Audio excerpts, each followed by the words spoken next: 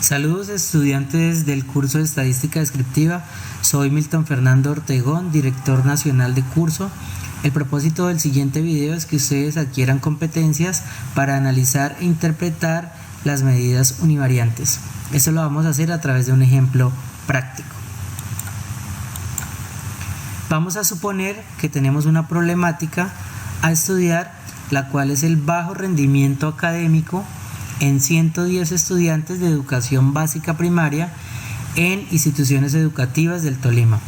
Para ello se formularon algunas preguntas generadoras, como por ejemplo si considera que el Estado garantiza el derecho a la educación y también que si la deserción estudiantil a cargo de ese bajo rendimiento afecta al desarrollo de la sociedad, entre otras. Entonces tenemos claro que nuestra problemática es el bajo rendimiento académico. Para ello se hizo una encuesta a 110 estudiantes en instituciones educativas del Tolima, en donde se preguntó el género, la edad, el estrato, la estatura, el peso, el grado de escolaridad y otras variables que posiblemente pueden estar influyendo en nuestra problemática, que es el bajo rendimiento académico, cuántas materias aprobó, cuántas materias reprobó, cuántas materias tiene con desempeño bajo, etc. Cabe recalcar que el análisis de las medidas univariantes la vamos a hacer con las medidas cuantitativas, discretas o continuas. No se puede realizar con las variables cualitativas. Para ello vamos a hacerlo con la variable número de textos escolares que posee en casa. Entonces, pasamos los datos de esa variable a una nueva hoja sin perder de vista nuestra problemática.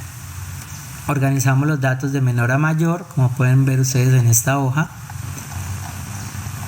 y hacemos los cálculos de las medidas univariantes. Pero calcular esas medidas y hallar esos valores sin haber hecho un análisis de nuestra problemática, pues realmente sería un trabajo muy infructuoso. Entonces ya tenemos los valores, ahora vamos a ver de qué forma los interpretamos y los asociamos con nuestra problemática, que es el bajo rendimiento.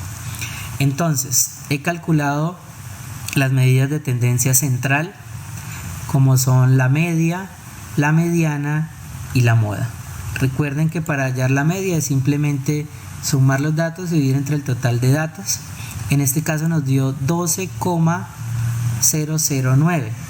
Pero ¿qué nos quiere decir este valor? Entonces, a partir de ese parámetro hallado, nosotros podemos dar una conclusión y asociarla con la problemática. ¿Qué podemos decir nosotros a partir de la media o el promedio aritmético?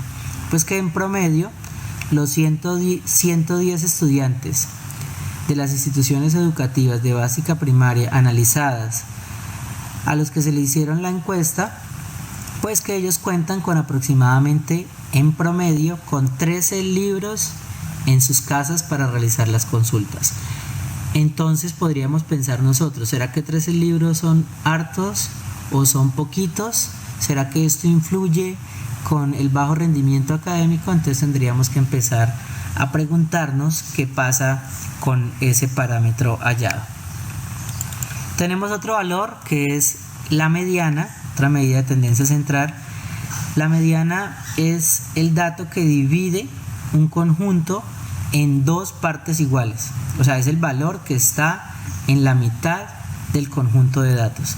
Teniendo en cuenta que nosotros contamos con 110 datos en esta base, para calcular la mediana sería la suma del dato 55 con el dato 56 y eso dividido entre 2.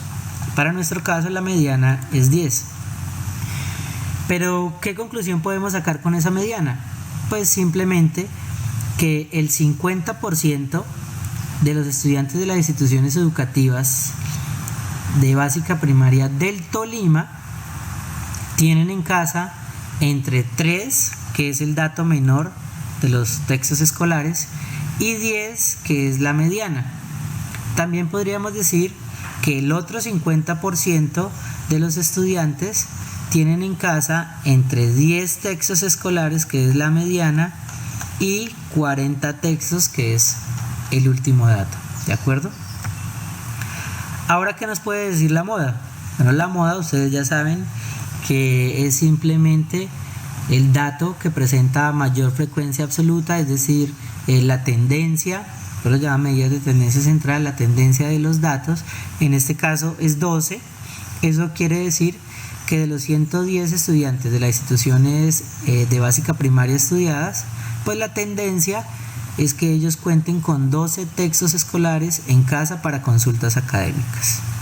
Bueno, muy bien.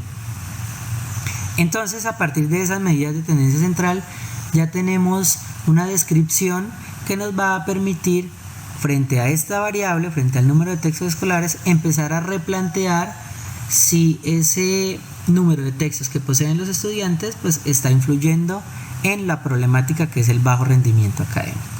Bueno,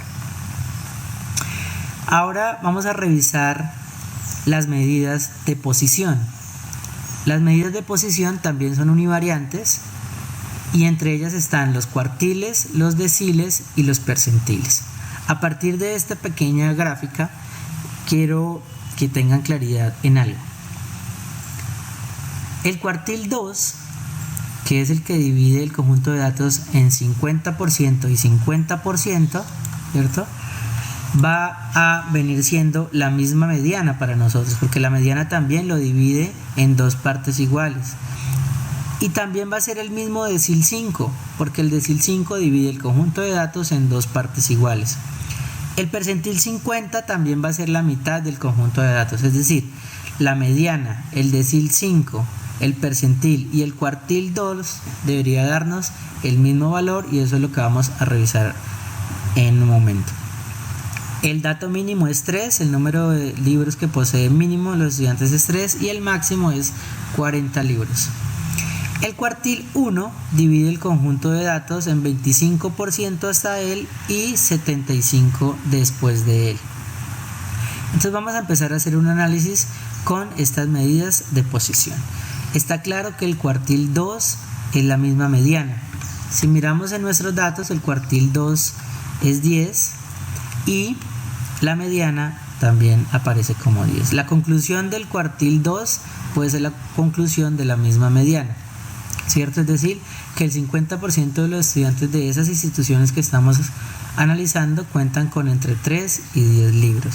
Y la misma conclusión para el decil 5 y para el percentil 50, porque recuerden que está dividiendo el conjunto de datos en dos partes iguales. El cuartil 1, después de haberlos organizado de menor a mayor, encontramos que es 7, es decir, 7 libros de esos estudiantes los cuales poseen en la casa. ¿Cuál sería la conclusión para este cuartil 1? Pues simplemente que el 25% de los estudiantes cuentan con entre 3, que es el mínimo de libros, y 7 para realizar sus consultas.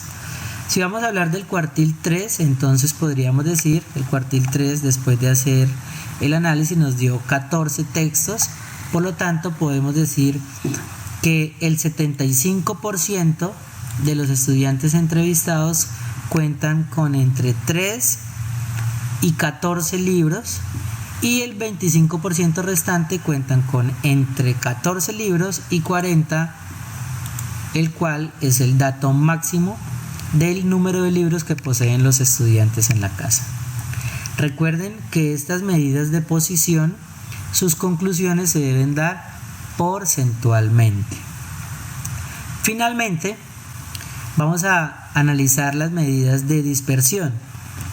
Entonces, recuerden, las medidas de tendencia central, vamos a hacer un resumen. Lo que están midiendo es el punto centro, el punto hacia donde se van acumulando esos valores. Las medidas de posición, como su nombre lo indica, simplemente nos van a mostrar cuál es el dato que está en la mitad, cuál es el percentil 1, el percentil 5, el decil 5, todo en posición, y sus conclusiones se dan porcentualmente.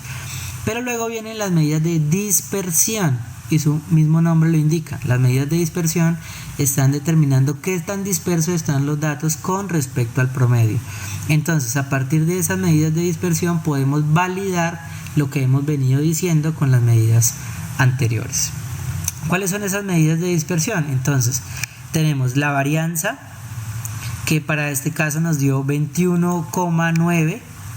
Pero realmente la varianza no nos dice tanto. La medida de dispersión que nos va a determinar si esos datos que estamos estudiando, es decir, si el número de libros que poseen los estudiantes en sus casas es homogéneo o es heterogéneo, realmente es la desviación estándar. Tenemos que tener mucho cuidado con con los parámetros obtenidos para esta medida, porque es la que nos va a determinar qué tan confiable es el promedio. ¿Cómo podemos revisar?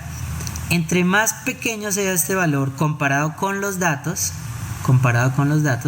entre más tienda a 0, pues eso nos va a permitir determinar que el promedio sí es representativo y que los datos pues son homogéneos, perdón.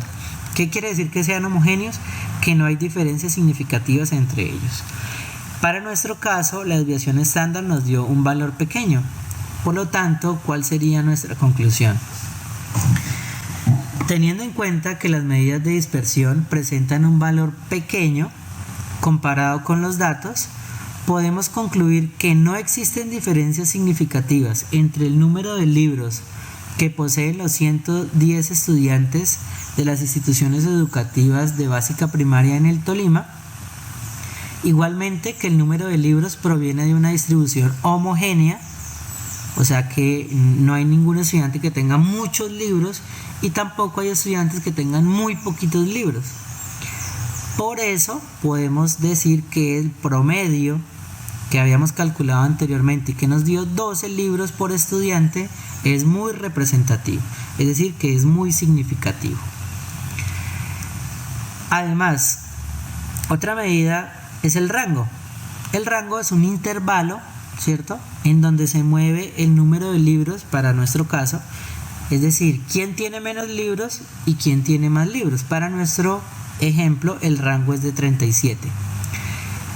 Entonces, como las medidas de dispersión nos están corroborando que ese promedio sí es significativo, ya podemos empezar a mirar si esta variable está influyendo en el bajo rendimiento académico de los estudiantes, o por el contrario, tendríamos que empezar a mirar otras variables que realmente sí estén influyendo en esa problemática.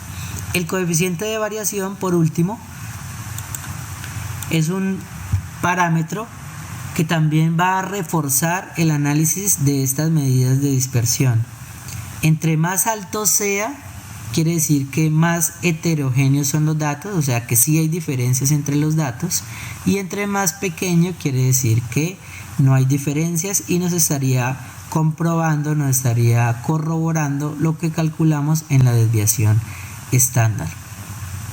Bueno, estimados estudiantes, espero que este video les sea de mucha utilidad para terminar el trabajo colaborativo momento 2, que es el que nos encontramos realizando en este momento. Un saludo y espero verlos pronto en un nuevo video.